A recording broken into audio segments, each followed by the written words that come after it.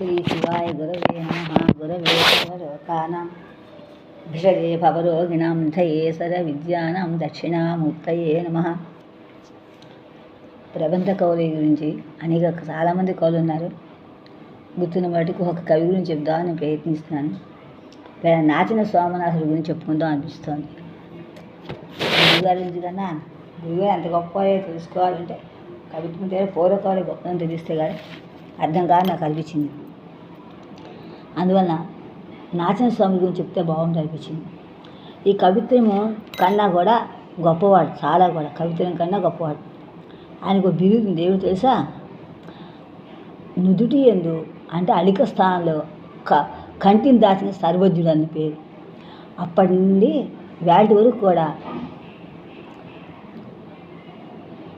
అతని చేత నమస్కరిస్తున్న నటులు పడిస్తారా అతనే కొనియాడుతున్నారు. అంత మహాకవి. అటు సుఖవివరుడు నాచిన సోముడు. కాకతీయ సామ్రాజ్యం తెలుగువాడు కనుక 3 ముక్కలైంది. కాకతీయ సామ్రాజ్యం ఎప్పుడైతే తెలుగువాడు, ఒక ముక్క రెడ్డి రాజులు, 2వ ముక్క వెలమరాజులు, 3వ ముక్క విజయనగర రాజులు పంచుకున్నారు. రెడ్డి రాజ్య స్థాపనకు 10 ఏళ్ళ తర్వాత హరిహరాయ బుక్కరాయ సోదరుడైనటువంటి విద్యారణ్య మహర్షి ఒక ఆశిష్యంలో చేత విద్యానగర రాజ్యము నిర్మించి ఏలుబడి సాగించారు. క్రీస్తు శకం 1336 ప్రాంతంలో విద్యానగర సామ్రాజ్య స్థాపన జరిగింది. ఈ 2 రాజులు ప్రథమ ఆస్థాన కవి ఎర్రయ్య అయినట్లే విద్యానగర సామ్రాజ్యం జరిగింది. 2 రాజులకు ప్రథముడైనటువంటి ఆస్థాన కవి ఎర్రయ్య అయినట్లే విద్యానగర రాజుల ప్రధానాస్థాన కవి నాచిన సోముడు అన్నమాట. ఇప్పుడు రెడ్డి చెప్పుకుంటున్నా, మహాకవుల గురించి చెప్పుకున్నా. అన్నయ్య ఎక్కిన వాడికన్నా గొప్పవాడు ఉన్నారు, అదేం చెప్పుకుందామని ప్రయత్నించాను. ఎర్రన వేరు, ఎర్రయ్య వేరు. రెడ్డి రాజుల ప్రథమాస్థాన కవి ఎర్రయ్య. అలా ఎలా అయ్యాడో అలాగే విద్యానగర రాజుల యొక్క ప్రధాన ఆస్థాన కవి నాచిన సోముడు. హరిహరాయ సోదరుడు, బుక్కరాయల సోదరుడు. అప్పటికి కూడా యువరాజు అయినప్పటికీ కూడా అతడు సోమనకు మధ్య కొందరకు ఆ తర్వాతి వాడు అగ్రహారం ఇచ్చారన్నమాట. ఆ సమయంలో దానం చేసినప్పుడు అక్కడ వాడు ఆ సమయం నందు శాలివాహన శతాబ్ది అయినటువంటి సంఖ్యలో ఉన్నటువంటి రసభూనమనేందుభిః శకాబ్దే అలంకృతే తారణాబ్దే చైత్రమాసే అని కాదు. వేరొక శాసనంలో రసాభ్ర నయనేందుభిః శకస్యాబ్దే అలంకృత అరణ్యే చైత్రమాసే అని కాదు. ఈ శాసనము శాలివాహన శకము అంటే 12వ శతాబ్దం, అంటే క్రీస్తు శకము 1274 2వ శాసనం అందరి కాలం. ఈ శాలివాహనం 1200 నుంచి 78 వరకు ఉందన్నమాట. 1206 నుంచి 72 వరకు కూడా ఉంది. ఈ 2 సంవత్సరములు అయినట్లయితే తారణా సంవత్సరం శాలివాహన శకంలో 1206లో ప్రారంభమైంది సంభవించింది. కనుక తారణ సంవత్సరమును సరిపడినప్పుడు కూడా ఆ దానకాలం నిక్కమైనది కాదంటున్నారు. క్రీస్తకం 1336లో కానీ విద్యానగర సామ్రాజ్యం స్థాపింపబడలేదు కదా. కనుక శాలివాహన శకం 1206 కానీ లేకపోతే క్రీస్తు శకం 1284లోనే బుక్కరాయల శాసనం వేయించుట జరిగి ఉండదు. కనుక ఈ 2 శాసనములను ఒప్పులు కావని మంచివా అని ఎంచుక తప్పదు. శాసనములందరి పాఠములు రసత్తునకు నయనేందుభిః అని ఉండటం చేత క్రీస్తకం వేటూరు ప్రభాకర శాస్త్రి గారు అని చెప్పింది. దీన్ని బట్టి ఆలోచించినట్లయితే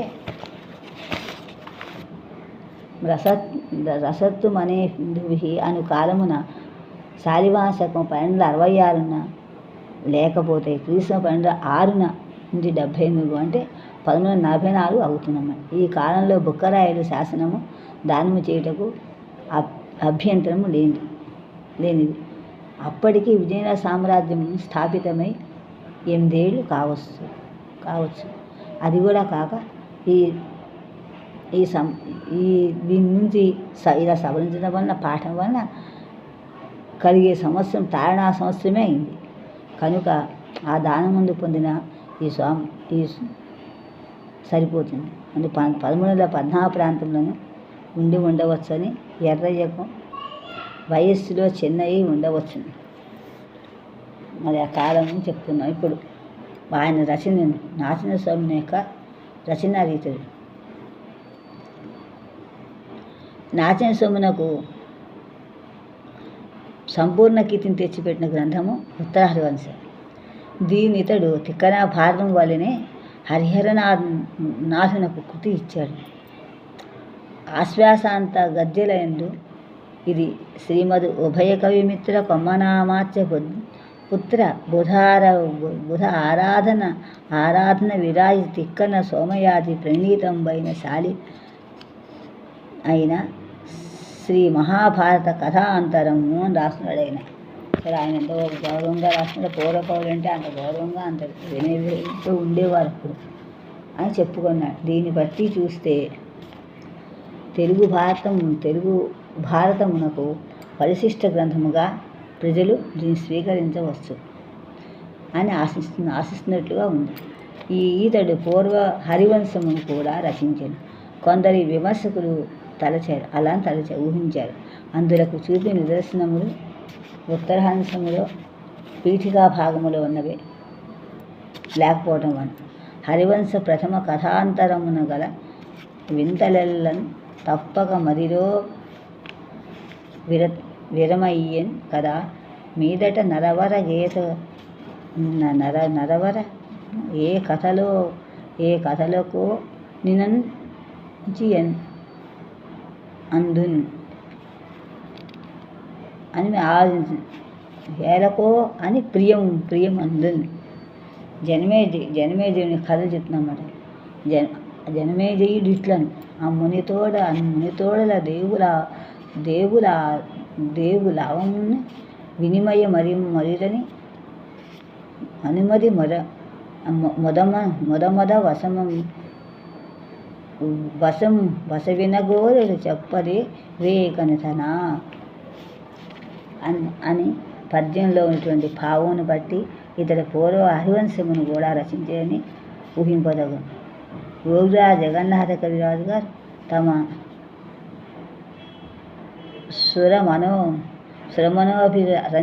సురమనోభిరంజన కావ్యము వ్యాఖ్యానంలో కూడా ఈ నాచిన స్వామిని క్రింది ప్రయోగమును ఉదాహరించారు.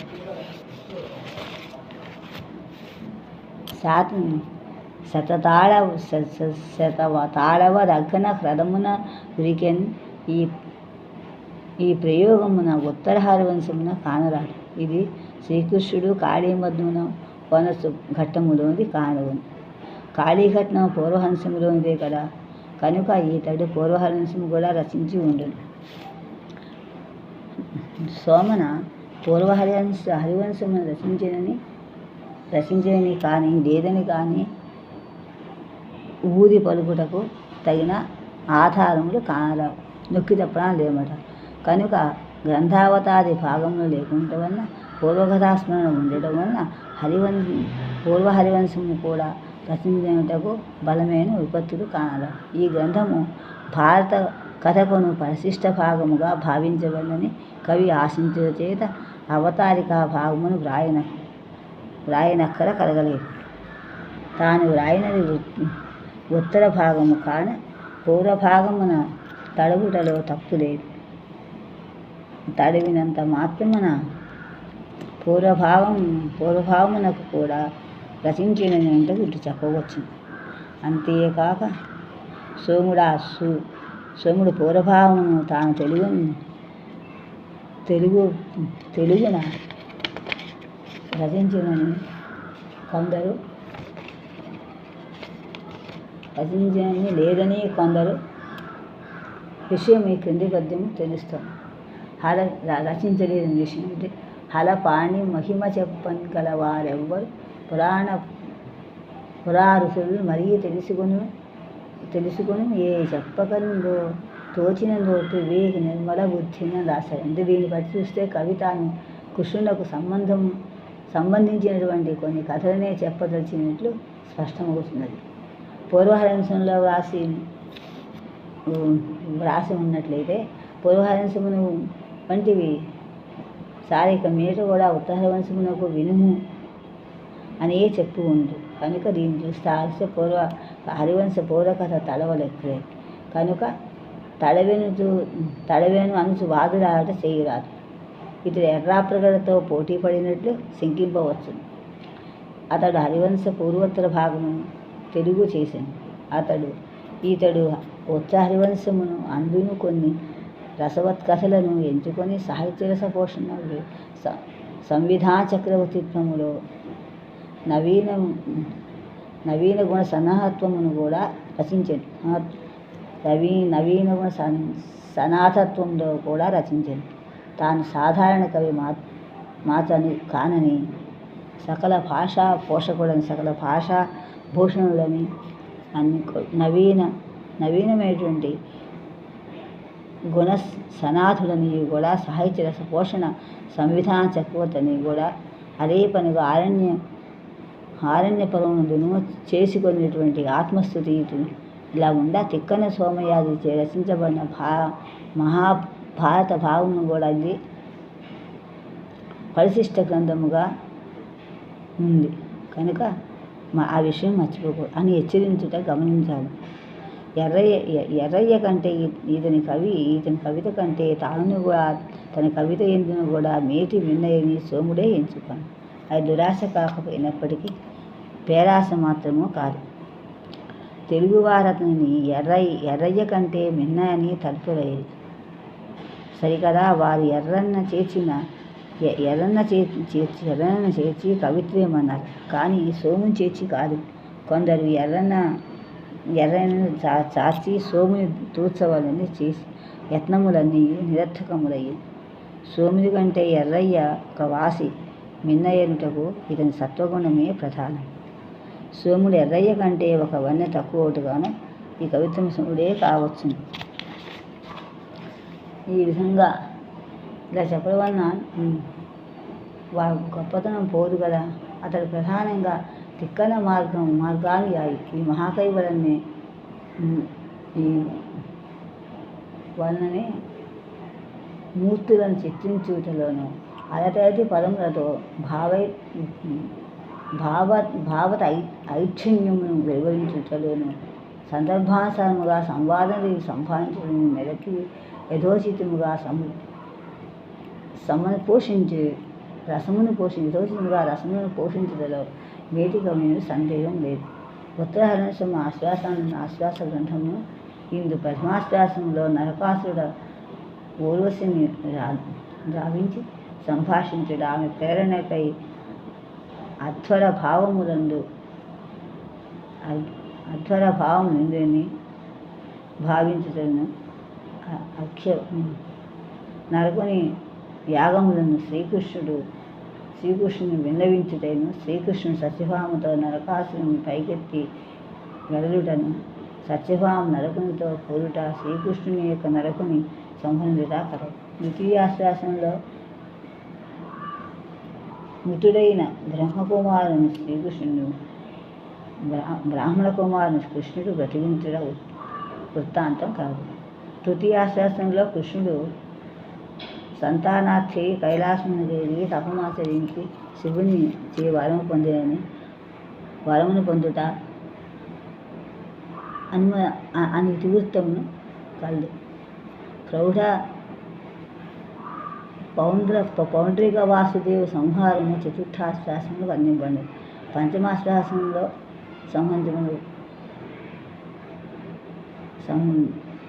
చెప్పినటువంటి ఆశ్వాసములో హంసడింబక ఉపాఖ్యానము వర్ణితమైనది. షష్ఠాశ్వాసంలో ఉషాపరిణయం చెప్పబడింది. నిజమునకి ఇది ఉషాపరిణయం కాదు, ఉషా అనిరుద్ధుల వివాహము జరిగినట్టు కవి చెప్పలేదు. ఇంతకు ఉషతో ద్వారకకు పోయిందని ఏముందని వారిని వివాహం అయ్యి ద్వారకలో కృష్ణుడు చదివి ఉండనట్లయితే పాఠకులు ఊహించుకుంటామని. నాతిని సోముడు సాహిత్య రస పోషణ సంవిధాన చక్రవర్తి అని చెప్పుకొని అది తిక్కన కూడని పరిపూర్ణత్వముగు సిద్ధిని పొందలేదు. రసపోషణ విషయం ఎలా ఉన్నను ఇతడు సంవిధాన చక్రవర్తి అనుటలో అసత్యము లేదు. మరి ఒక విశేషం ఏమనగా నవీన గుణ సనాతనత్వమును ఇతని కంటే పూర్వులలో లేని విషయము అంతంలో మిక్కుటముగా కానవచ్చును.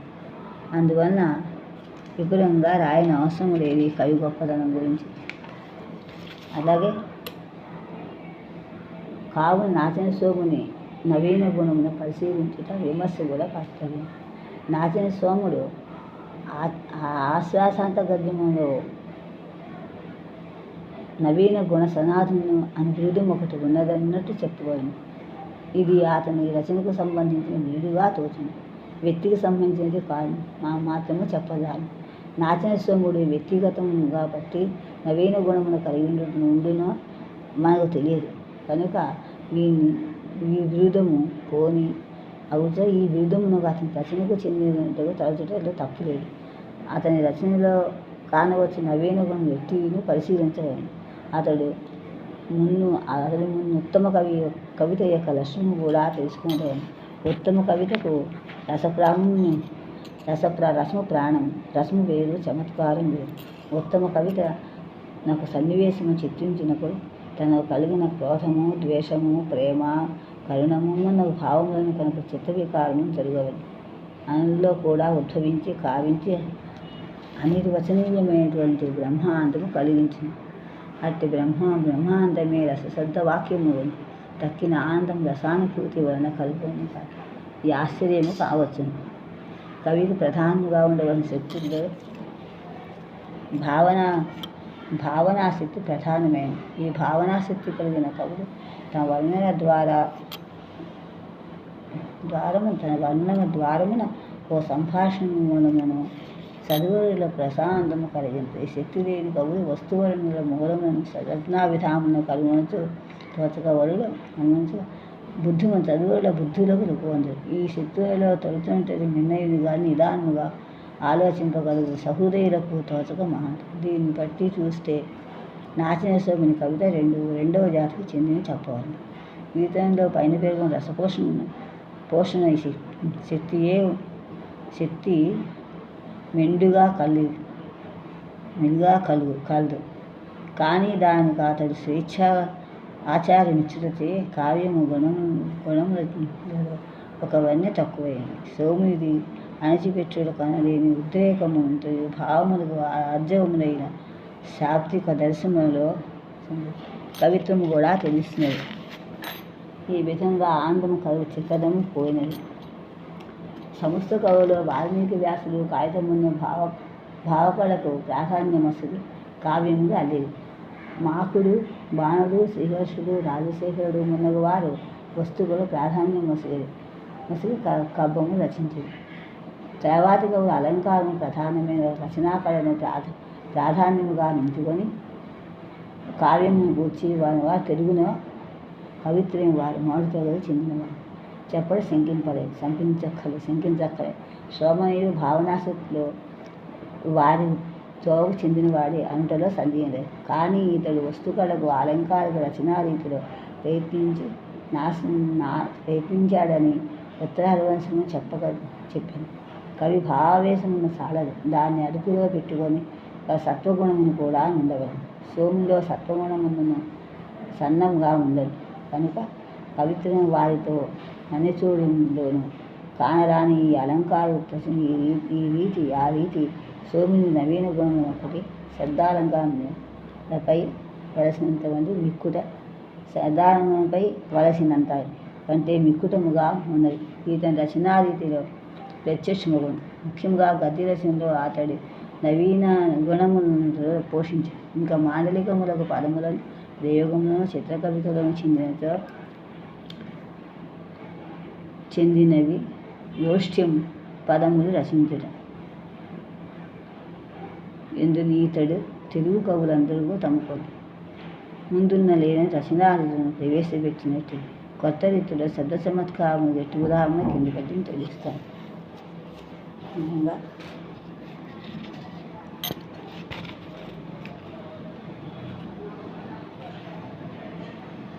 పైన దవడని ఉదాహరణ పద్యం తెలుస్తాను.